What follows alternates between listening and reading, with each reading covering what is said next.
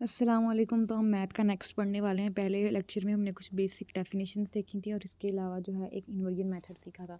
अब नेक्स्ट जो है ना हम देखते हैं जी दो मैट्रिक्स को हमने किस तरह से ऐड करना है, किस तरह से सब्ट्रैक्ट करना है, किस तरह से मल्टीप्लाई करवाना है। ठीक है, और कुछ जो है ना न्यू टर्म्स हैं वो हम जो है ना इंट्रोड्यूस करवाने वाले हैं।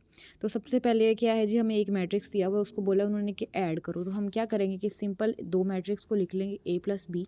सिंपल रो को रो में ऐड कर देना, मतलब जी यहाँ पे 2 को किया 1 -1 के साथ, तो 2 -1 की प्लस का साइन है ना, तो माइनस प्लस जो है वो क्या होता है माइनस होता है। तो 2 -1 किया, हमारे पास आंसर आ गया 1 आ गया।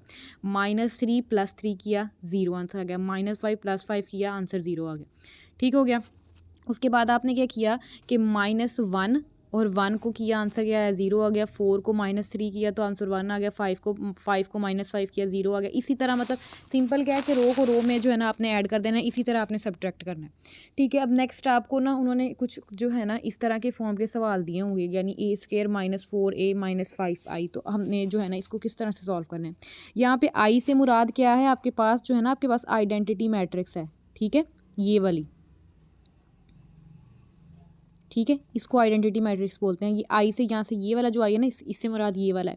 ठीक है, तो हमने इसके मुताबिक जो है ना इसको लेके चलना है। पहले तो हमें क्या चाहिए, इसकी रिक्वायरमेंट के मुताबिक ए का स्क्वायर, मतलब ए हमें दिया हुआ, तो हमने दो मैट्रिक्स को एक मैट्रिक्स को दो दफ़ा क्या कर देना है, मल्टीप्लाई करवा देना है। मल्टीप्लाई किस तरह करवाना है कि पहली रो को पहले कॉलम के साथ, पहली रो को पहले कॉलम के साथ, दूसरी रो को दूसरे कॉलम के साथ, पहली रो को पहले आपने मैं ये पहले ना हम साथ साथ करके देखते हैं इसको। ठीक है, हमने पहले दो मैट्रिक्स लिख ली, उसके बाद 1 को 1 के साथ मल्टीप्लाई कराया 1 आ गया। 2 को 2 के साथ मल्टीप्लाई कराया 4 आ गया, दरमियान में प्लस की सिंबल। 1 को 2 के साथ मल्टीप्लाई कराया 2 आ गया। ये एक रो होगी। अब हमने इस वाली रो को इन तीनों कॉलम के साथ करना है। एक कॉलम के साथ हमने कर लिया ना, अब अगली वाली के साथ करना है। अब 1 को 2 के साथ मल्टीप्लाई कराया 2 आ गया। 2 को 1 के साथ मल्टीप्लाई कराया 2 आ गया। 1 को 2 के साथ मल्टीप्लाई कराया तो 2 आ गया। फिर हमने इसको लास्ट वाले के साथ और ऐड करते जाना है। फिर इसी तरह को ये जो दूसरी रो है ना, इसको तीनों के साथ मल्टीप्लाई करवा के और इस तरह आपने करते जाना, और इस तरह जो है ना ये मल्टीप्लाई वाला तरीका है हमारे पास।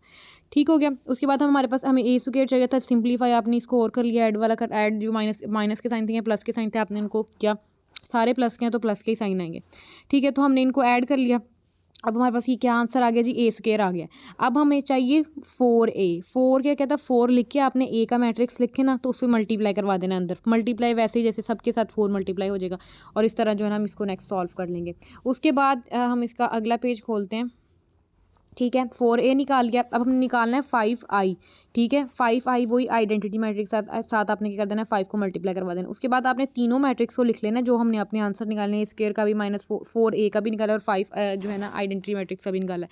अब हमने इनको माइनस करना है। माइनस वैसे ही करना है जैसे हमने ऐड किया, मतलब तीनों का पहला पहला डिजिट, मतलब रो टू रो वाइज कर देना है। 7 -4 -5। ठीक है, तो जब हम इसको पहले 7 में से 4 निकालेंगे तो ये हमारे पास क्या आ जाएगा, 7 में से 4 गए 3 आ गया, और 3 -5 करेंगे तो हमारे पास क्या आंसर आ जाएगा -2। तो ये हमने -2 लिख लिया। इसी तरह 6 में से पहले -8 करके निकालेंगे, फिर उसमें से 0 निकाल देंगे। मतलब इस तरह आप लोगों ने इसको सॉल्व करके, और एंड पे ये जो है ना हमारे पास क्या आ जाएगा, इसका आंसर आ जाएगा।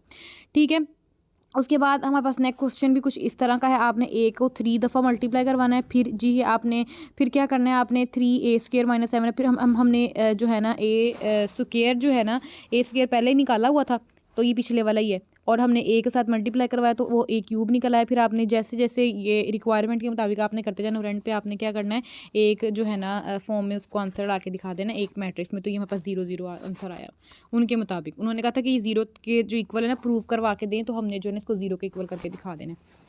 उसके बाद है अगला सवाल कि आपके पास एक मैट्रिक्स दिया हुआ है, और उन्होंने कहा is periodic under periodic, period 2 दिया हुआ है। ठीक है, अब हम देखेंगे कि पीरियड क्या होता है और पीरियोडिक क्या होता है।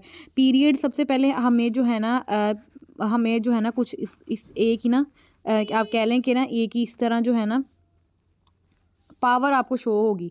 इस पावर को आपने जो है ना हम इसको पीरियड कहते हैं। अब देखें, जैसे अब यहाँ पे A1 है, A1 + 1 है, यहाँ पे A2 + 1 है, A2 + 2 है। तो मतलब ये जो है ना ये जो 2 सिमिलर रह रहा है, ये इसका क्या है जी, 2 इसका पीरियड है। ठीक है, हम चेंजिंग क्या करें, उसमें 1 ऐड करी जा रहे हैं, 2 ऐड करी जा रहे हैं, 3 ऐड करी जा रहे हैं, 4 ऐड करी जा रहे हैं। लेकिन इसका जो पीरियड है, जो एक चीज़ सेम रह रही है, वो क्या है जी, अब देखो 1 है ना, यहाँ पे स्टार्टिंग में तो 1 ही होता है। फिर हम कर रहे हैं जी 2 + 1, फिर हम कर रहे हैं A3 + 1, फिर हम कर रहे हैं जी A2 + 2 इसको बढ़ा रहे हैं, A2 + 2, फिर है जी A2 + 3। तो ये तो बढ़ा है ना, ये तो जैसे कॉन्टीन्यूसली आप कह लें कि जैसे काउंटिंग बढ़ती है वैसे बढ़ा है, लेकिन ये जो चीज़ सेम रह रही है ना 2 2, ये हमारा क्या हो जाता है जी, पीरियड हो जाता है, इसको हम पीरियड कहते हैं। अब हम इसके मुताबिक जो है ना क्वेश्चन सॉल्व करते हैं। अब हमारे पास क्वेश्चन क्या है कि उन्होंने कहा है कि इसका जो है ना इसका पीरियड फाइंड करें अंडर द पीरियोडिक पीरियड, कितना उन्होंने बोला 2 बोला है। तो हमने क्या करना है कि इसको 2 तक मल्टीप्लाई करवाना है, A2 तक मल्टीप्लाई करवाना है, मतलब कहाँ तक, हम इसको मल्टीप्लाई करवा के देखते हैं।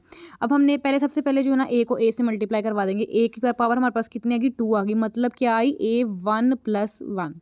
ठीक है, ये अभी इसका पीरियड क्या हुआ है, 1 पीरियड हुआ है। ठीक है, हमने मल्टीप्लाई करवाया, जैसे आपको मैंने मल्टीप्लाई का तरीका बताया, हमारे पास ये कुछ ना कुछ आंसर आ गया। उसके बाद हमने कहाँ तक लेके जाना है, इसको 2 तक पावर तक लेके जाना है। उसके बाद हमने क्या किया, A2 + 2 किया, ऐड किया। तो A2 + 2 A2 + 1 ऐड किया। ठीक है, तो अभी ये क्या बन जाएगा, 1 मिनट, हमने सबसे पहले किया A1 तो हमें पहले गिवन था।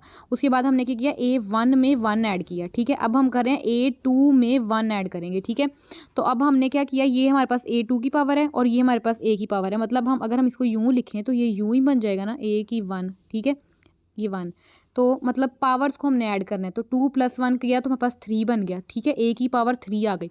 तो अब हमने इसको मल्टीप्लाई करवाया A² को A के साथ, तो हमारे पास कुछ ना कुछ आंसर आएगा।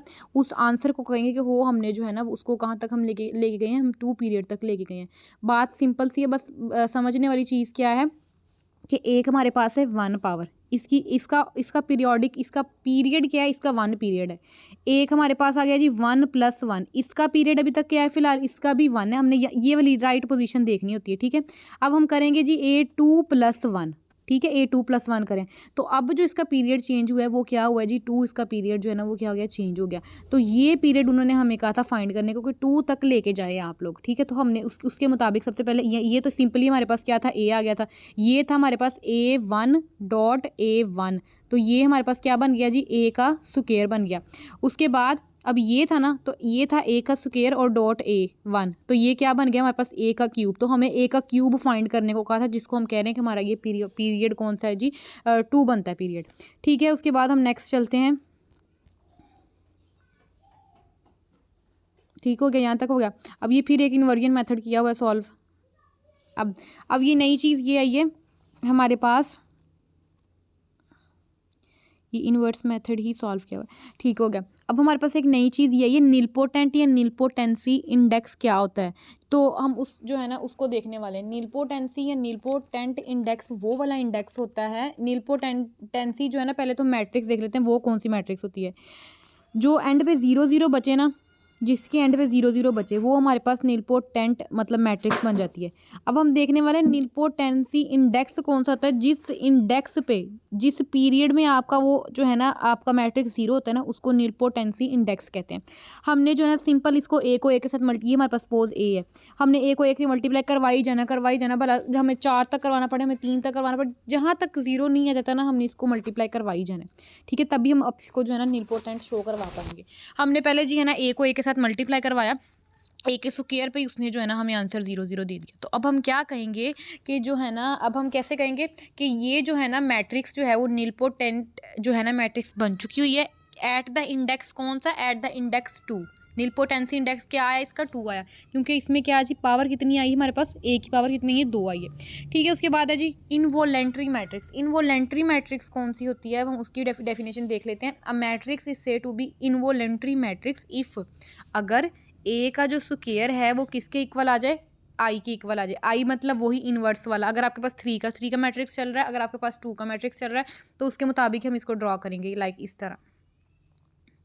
ठीक हो गया, तो ये हमारे पास क्या है जी, इनवोलेंट्री मैट्रिक्स, इनवोल्यूटरी मैट्रिक्स। ठीक है, तो जिसका क्या है जी स्क्वायर जो है वो किसके इक्वल आ जाए, इन्वर्स के इक्वल आ जाए, तो इसको हम ये कह देते हैं। अब इसका भी एक क्वेश्चन है, हम इसको मल्टीप्लाई करवा के देखते जाएंगे, 2 तक करवाएंगे तो हमारे पास जो है ना वो 0 शो करवा, वो इन्वर्स शो करवा देगा, जिससे जो है ना हमारा क्वेश्चन सॉल्व हो जाएगा। अब देखो कि ये पेज जो है ना आगे पीछे हो गया हुआ है, ये वाला जो पेज है ना इन्वर्स वाला, ये वाला पेज है। और इसके अलावा अब हम क्वेश्चन कौन सा देखने वाले हैं, वो सवाल ही पता नहीं किधर चला गया।